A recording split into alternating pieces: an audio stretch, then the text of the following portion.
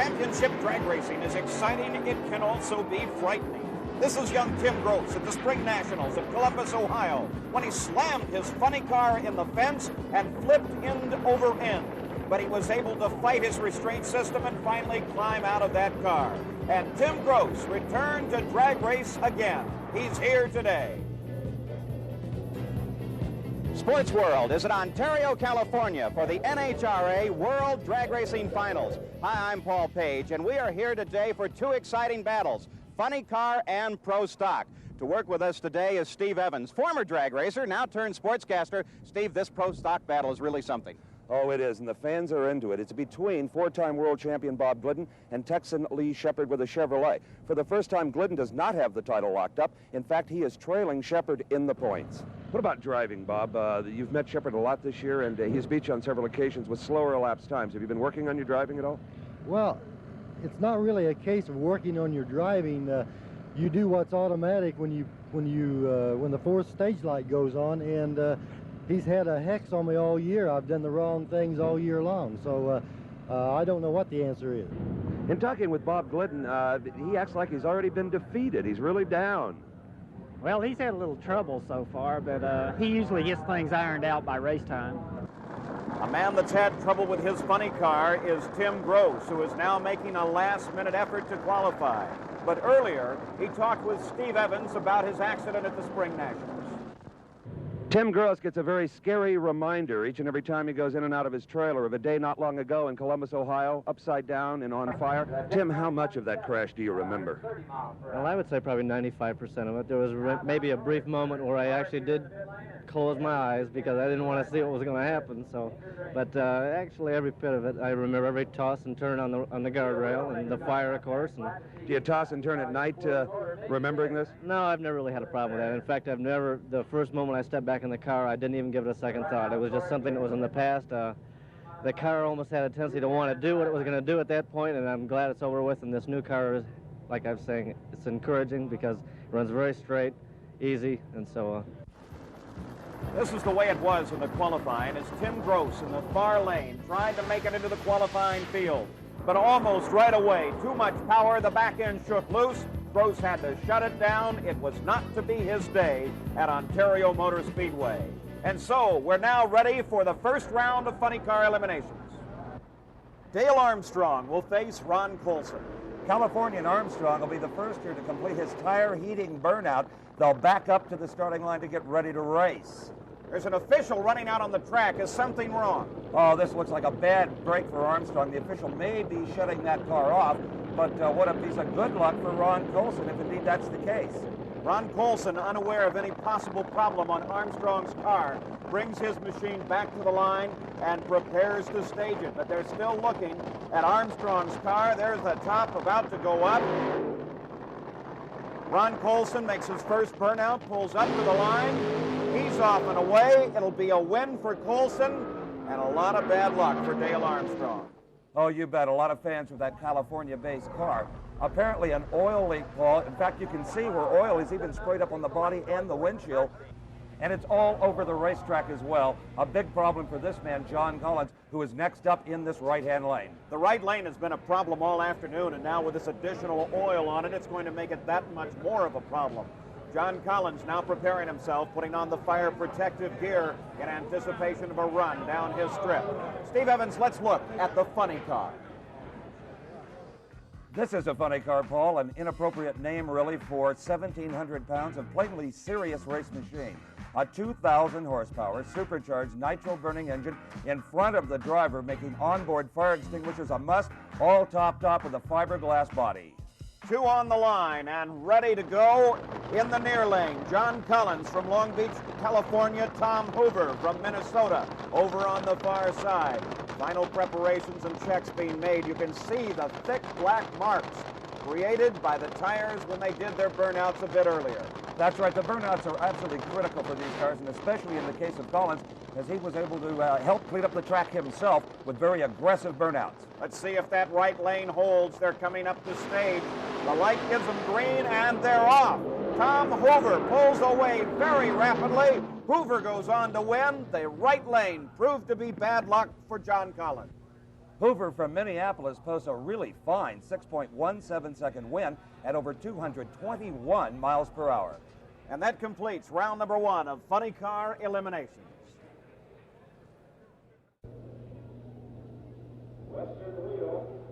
Welcome back. I'm Paul Page with Steve Evans, and we've joined over 50,000 race fans at Ontario Motor Speedway in Southern California to see the Pro Stockers run. A Pro Stock machine is very sophisticated. Here's Brad Ewells. This is typical, really, of the factory hot rods. They must retain the stock dimension of the original street machine. They're limited to carburetors and pump gasoline. Roll cages are mandatory inside these cars. The drivers are very, very busy in these cockpits with a maze of levers controlling a clutchless 4-speed transmission. And Brad Ewell now has his car up on the line as he is ready to face the Pro Stock World Champion, Bob Glidden. Glidden defending his title here at Ontario Motor Speedway. Even if Indiana's Bob Glidden should lose that number 1 to Lee Shepard, he still wants the event. First, he'll have to beat Brad Ewell here to get started. Ewell and Glidden come evenly off the line. Now Glidden begins to build up speed and power. And it's Glidden going away as he beats Brad Ewell in round number 1 of the Pro Stock Eliminations. Now for the World Championship, the man that Glidden wants to beat is this fellow, Lee Shepard. Shepard is in the quarterfinal round as he faces Andy Manarino in the near lane. Shepard won't be taking Manarino lightly here. The Michigan driver, one of the top qualifiers in the M&M boys car, as they inch forward to stage. Both cars on the line now, ready for a run. And Shepard stumbles forward and then stops completely, stumbles again. Manarino will go on to win this round, and that changes the whole complexion of things because Shepard was Bob Glidden's only challenge to this point for the World Championship. And with absolutely no mechanical problems all year long, whoever would have believed Shepard would break here in the most important race of the year? The crowd is ready now for the semifinal round in Funny Car. Ron Colson in the near lane, Roy Harris on the far side. The Hawaiian, as you might remember in round number 1, got a gift when its opponent broke, Dale Armstrong. There'll be no gift here. Colson in the near lane, Harris in the far lane. Harris crosses the center line. That disqualifies him, and Colson will go on to win in the semifinal round of Funny Car. And only some clutch driving by this man prevented a severe accident. Let's look at it one more time. As they come off the line, Colson straight and smooth, and then Harris darts across that center line. It's an immediate disqualification, and Colson won the race at that moment. His crew on the way down as they'll have to prepare the car now for their next matchup. Prepared and ready to go is Raymond Beadle against Billy Meyer. And Beadle talked about this important moment of staging. Well, we're getting a feel of the car, and we're seeing how hard it's leaving, and we have some adjustments we can make inside the cockpit. But we're trying to put a little more heat in the motor and make the motors make a little more horsepower, and also put a little more heat in the clutch so it'll work a little better. Billy Meyer on the near side, Raymond Beadle in the Blue Max on the far side. Raymond clinched the World Championship, in fact, the second in a row earlier this year, but he still wants this title. Here goes the Beadle showing his World Championship form. A little fire out of the exhaust pipes, but it doesn't make any difference at all as Beadle goes on to win elimination here in the semifinal round. Beadle the quickest in qualifying, the quickest in this round of racing. Meyer instantly smokes the tires. That spells his demise. So we're ready now once again for Pro Stock. This will be the semifinal round of Pro Stock. Bob Glidden will face Jim Canet. Glidden is pumped up now. With Shepard braking, he can smell that 5th consecutive World Championship. Both cars up in stage. Glidden in the far lane, Canet in the close lane. A red light on Canet's side. He's out of the race already. They'll run it off, though. Glidden still will beat him. Glidden goes on to a victory in the semifinal round, but Canet red-lighted. I'm sure Glidden didn't see the red light and gave it his all at 8:44, 159 miles an hour. So now we've completed one elimination in the semifinal round of Pro Stock. There's the red light that cost that race for Jim Canet. Andy Manarino will face Frank Iaconio. Iaconio is acknowledged by his peers in the sport as being one of the finest leavers in drag racing. He is just cat-like quick off the line. Manarino in the near lane, Iaconio in the far lane, the semifinal round of Pro Stock. Iaconio looking for that hole shot. Manarino A fine driver, but not the experience of Iaconio. He got the hole shot, Paul. Iaconio off the line, very, very strong, smoothly down to a finish, and that'll complete the semifinal round in pro stock. Well, you know, there has to be some very quick service on these professional drag racing cars. Let's go to one of the quick service stations. You take your car to the local automotive garage for a little minor engine work. They tell you, oh, it'll take at least a week. Then you come to the drag races and see the crew of the Blue Max completely rebuild an engine, including all 8 pistons, new cylinder heads, and have it all back together to run the next round. Tell the repair shop that the next time you go in.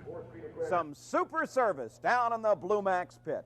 And we'll be back to the Ontario Motor Speedway for the finals in Pro Stock and Funny Car.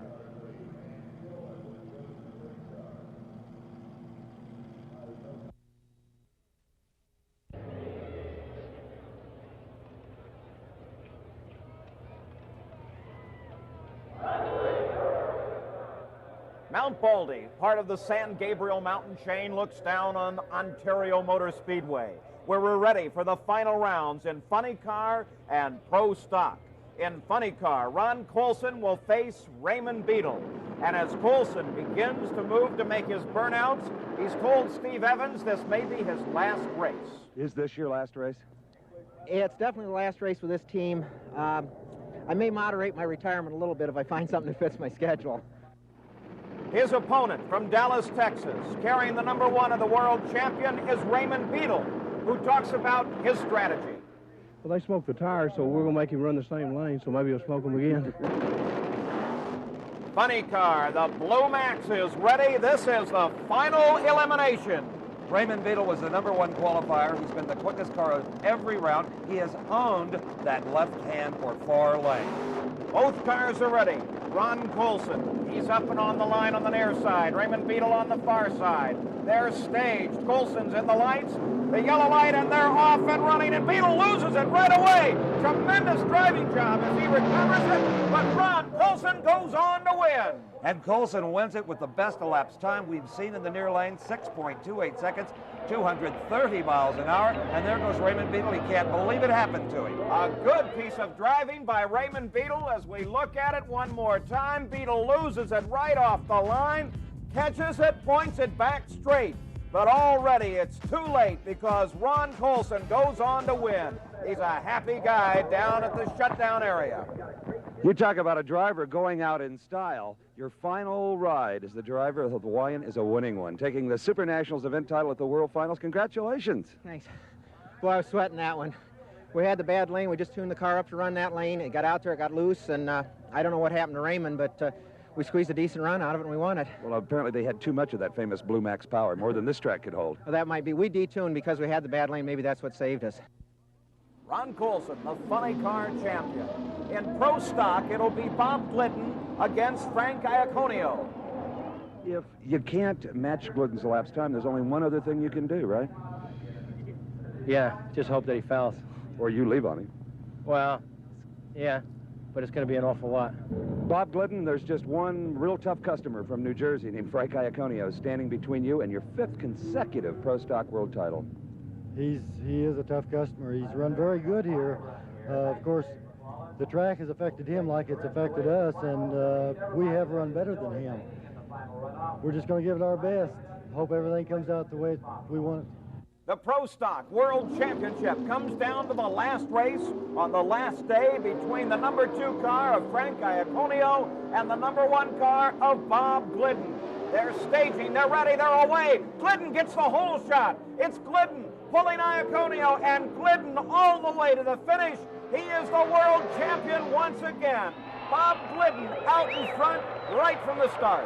And he saved the best for last, 8.42 seconds, 159 miles an hour, top speed at low elapsed time. An incredible run by Bob Glidden on the far side. Look how fast he jumps off. Let's go down to the shutdown area and Steve Evans. You're looking at one of the happiest faces I think any drag racer has ever worn. Bob Glidden, congratulations. Your 5th Pro Stock world title in a row, and you know what? You just became the winningest drag racer in history. That's wonderful. I'm so happy. I feel really bad for the boys from Texas. They've done such a great job, but Ed and ourselves and the kids will be so happy. It's such a great win for us, Steve. I just can't even tell you. And also rather wealthy, about a $40,000 day for the Gliddens. I'll tell you, it's more than the money right now, though. So Bob Glidden has done it once again. There's his wife, Etta. She is so happy, she's crying. Congratulations to Bob Glidden, the world champion once again. And here he drives his machine back to receive the accolades of the crowd on his way back to the starting line. Bob Glidden, the world champion once again in pro stock. So that's it from Ontario Motor Speedway. Congratulations to our funny car champion, Ron Colson, and of course to the new world champion in pro stock, Bob Glidden. I'm Paul Page. For Steve Evans, so long.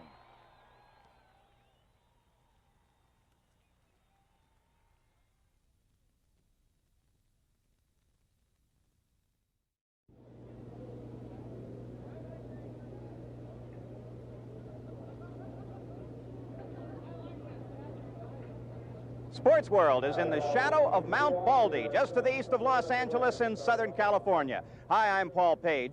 You know, drag racing began here in Southern California, so it's appropriate. The Sports World is here for the NHRA World Drag Race Finals. Now, when they first began drag racing, they used to flag the cars off the line with a flag, but now in this precise sport where the seconds are measured to 3 decimal points, it's the Christmas tree that the drivers use to start the race. Steve Evans is a former drag racer, now turned sportscaster, and Steve, this tree and the way they read it is going to make a big difference. Oh, you bet it will, Paul. Performance is important, but without good driving, sharp reactions off the starting line, all the horsepower in the world won't buy you a drag race victory. As the drivers say, the quick ones can hole shot their way into the winner's circle here this weekend. The top fuel dragster will go down the quarter mile in less than 6 seconds, approaching 250 miles an hour. There are 4 names tied for the World Championship. It will be decided here today. Jeb Allen, Gary Beck, Marvin Graham, and Shirley Muldowney. This is the tightest contest we've ever had for a Top Fuel World Championship in the history of drag racing, really. Gary Beck has led the point since early in the season. Gary, what is your battle plan to try to hang on to a narrow points lead and win this World Championship? Well, Steve, certainly, as we all know, it's very tight. 4 cars right at the top, a bare 83-point lead. We're nervous. Our car has run good in the early part of the year. We're trying to get it back on that groove. We know we can beat the cars. We've battled with them about a 50% average all year. So it's time to pick it back up and get a little more going for us. Well, Steve, if I look serious, it's because I am. I'm 26 years old, and to be fighting against people like Gary Beck and Shirley Muldowney and Marvin Graham, that's all 12, 15 years older than me, it's something that I always used to dream of when I was about 8 or 9 years old. And to be here today, I'm very grateful, and I'm just going to try my hardest. Of the 3 drivers still contesting the title, who do you consider to be the toughest? I think Jeb Allen. Jeb tends to step up not once in a while, a lot of times, but when, you know, the going gets rough, Jeb always seems to be there. And plus, I like him a whole lot. Now, just mathematically, what has to happen for you to win this overall title?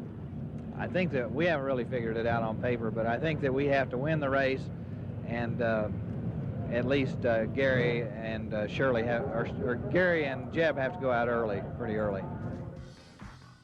Here is a close-up look at Marvin Graham's car. Steve, the top fuel dragster is an incredible machine. It sure is, and it's drag racing's only unlimited class. A 2,000 horsepower supercharged nitromethane burning engine just behind the driver's head.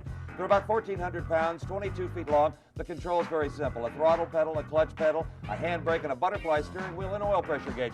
That's all they need in top fuel. But they did about $200,000 to campaign one of these cars competitively. They are designed not only for speed, but for safety. Watch the car in the near side lane. Dave Uehara, Santa Clara, California, smacks the wall, one of the worst top fuel crashes I have ever seen. You see the rear end of the car bouncing down the drag strip. It literally explodes, but that's okay. What's important is that the roll cage section where Uehara is strapped in is intact, and he is going to be A-OK, Paul. The safety crew is already on top of the car, and Steve, when the parts fly off of the car, that keeps energy from being transferred to the driver.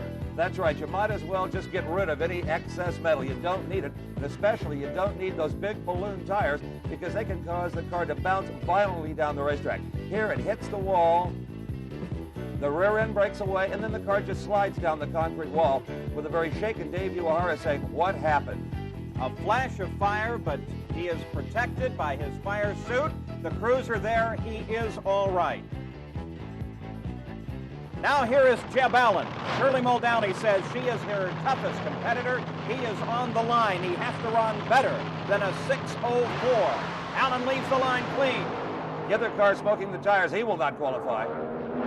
Allen across the line, 6.056. It's not fast enough. And already Jeb Allen is out of the show. You know, the speed indicates, Paul, that he had the horsepower at the far end of the racetrack. But the launch is everything in drag racing. The car did not leave the starting line hard enough. Well, you know, we tried. You know, I don't know what to say. I feel like crying, I guess. A long, hard year, and it's over, I guess, right now, and that's life. A disappointed Jeb Allen already out of the event, but still, it's a three-way battle for the World Championship.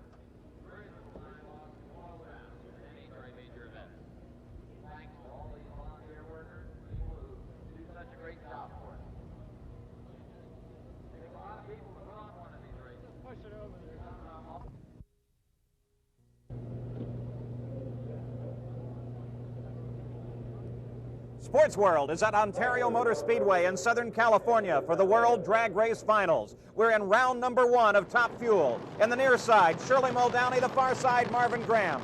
Steve asked them about their strategies. Well, I think our car's got more power. I know our car's got more power than any other car around here, and obviously more power than her car. So we hope to get it stuck to the ground and be ahead at the end of the racetrack. That's the main point. I don't think Marvin really is as good a lever. And, you know, the car runs awfully good, so a good car can make a marginal driver look awfully good. I think I have him there.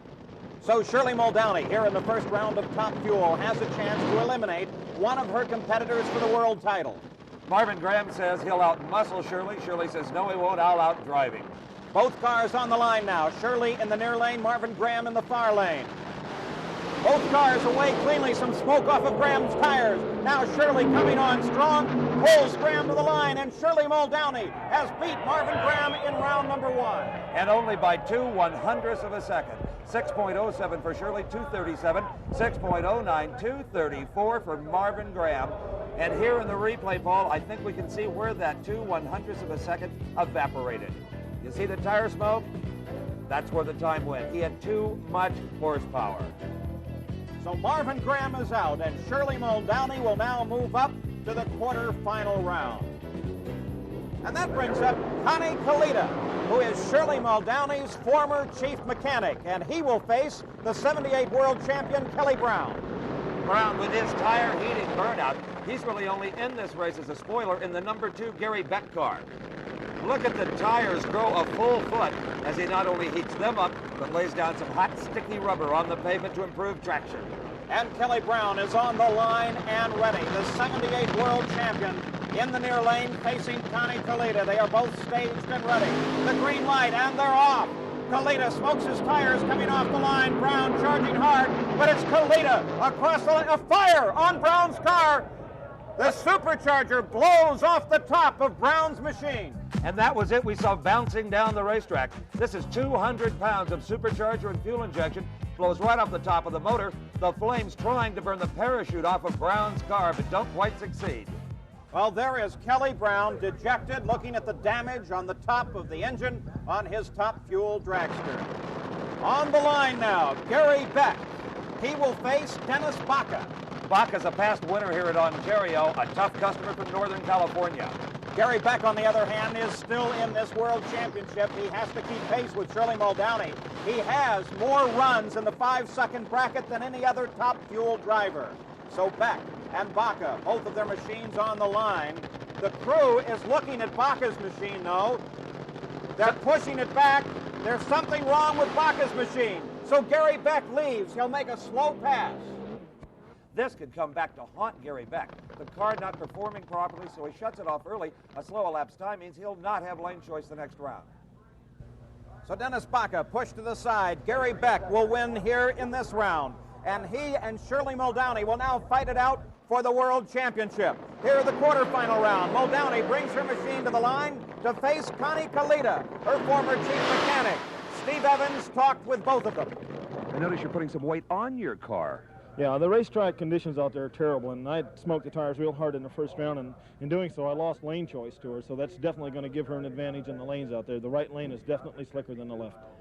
The last thing you want to see is that pink car in front of you. Oh, that's terrible. I've seen it there a couple times, and it really hurts. Shirley, you said you're a good lever, and you've proven that, certainly. How have you polished that talent? How have you honed that talent? Pay attention, not be looking around, watching the other car.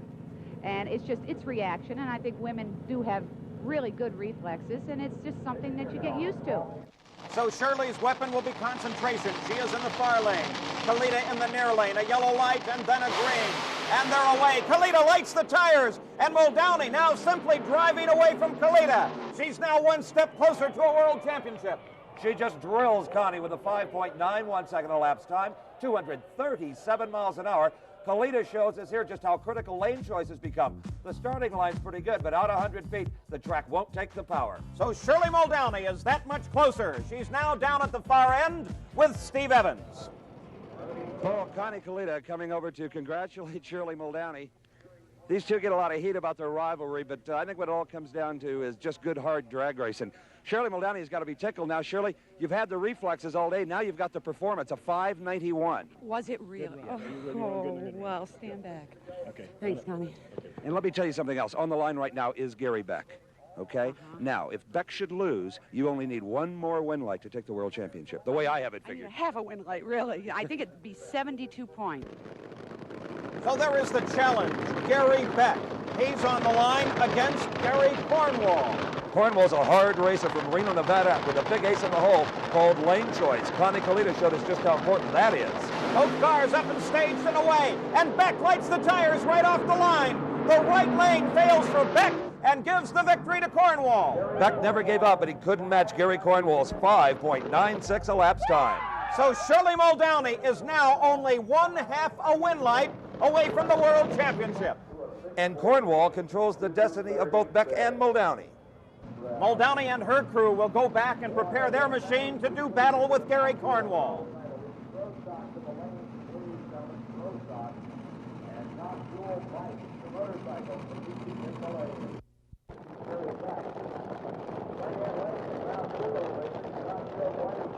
I'm Paul Page with Steve Evans, and we're at Ontario Motor Speedway in Southern California for the World Drag Race Finals.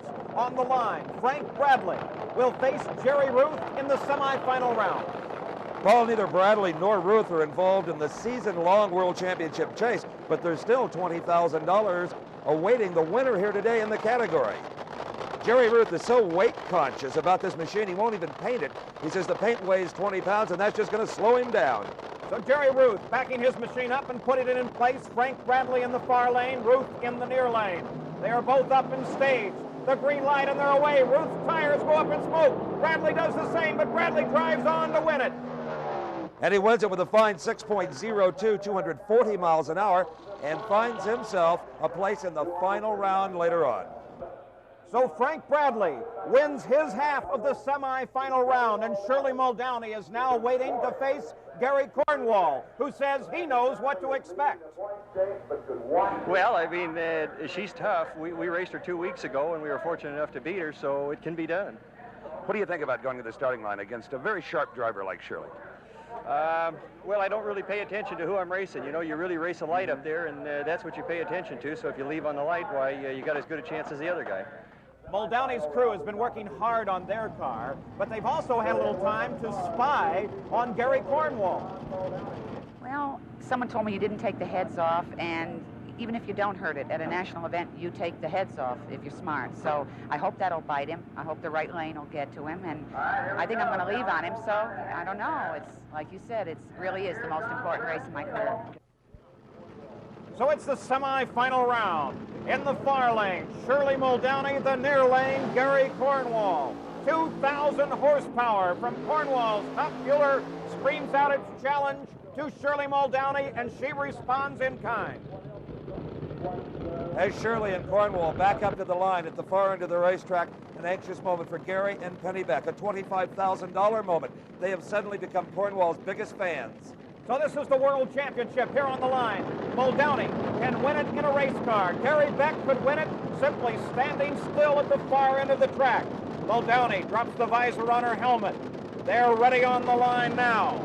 The semifinal round, but the World Championship is at stake here.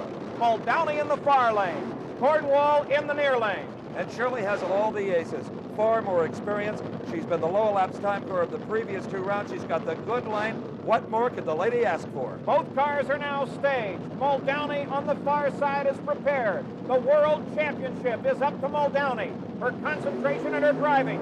She pulls away. Muldowney is driving away from Cornwall as Cornwall smoked the tires on the line, and Shirley Muldowney is the world champion. The crowd loves it. Gary Beck watches as his hopes for a world championship go to Shirley Muldowney.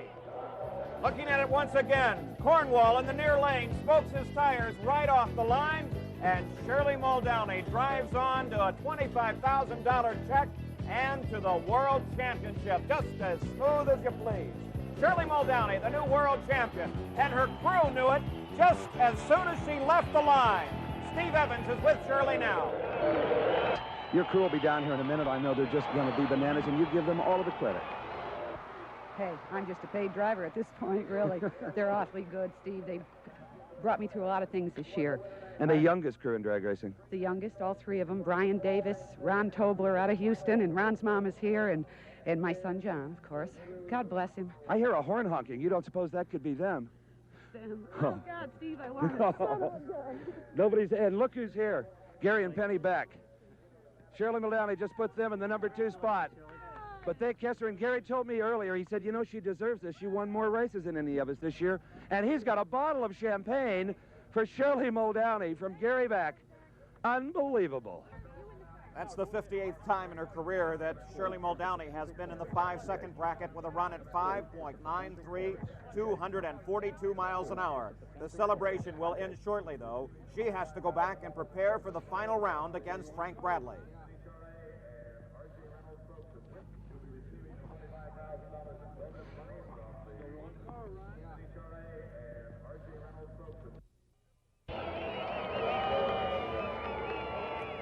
This was the scene moments ago at Ontario Motor Speedway as Shirley Muldowney wrapped up the World Championship.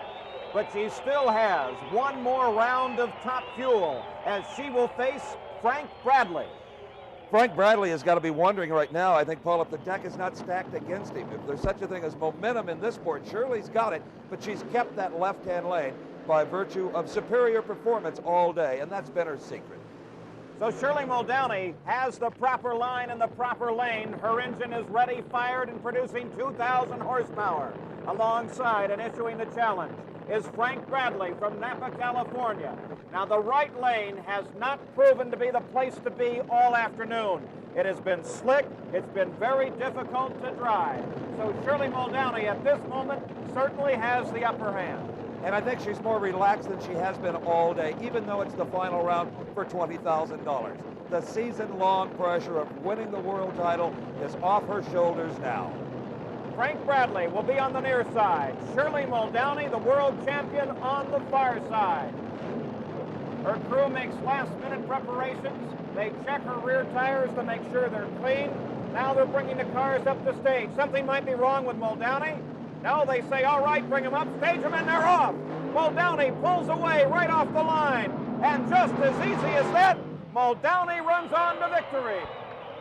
With just an outside chance for success coming into this event, Shirley Muldowney has made this a day neither she nor 50,000 screaming fans will ever forget.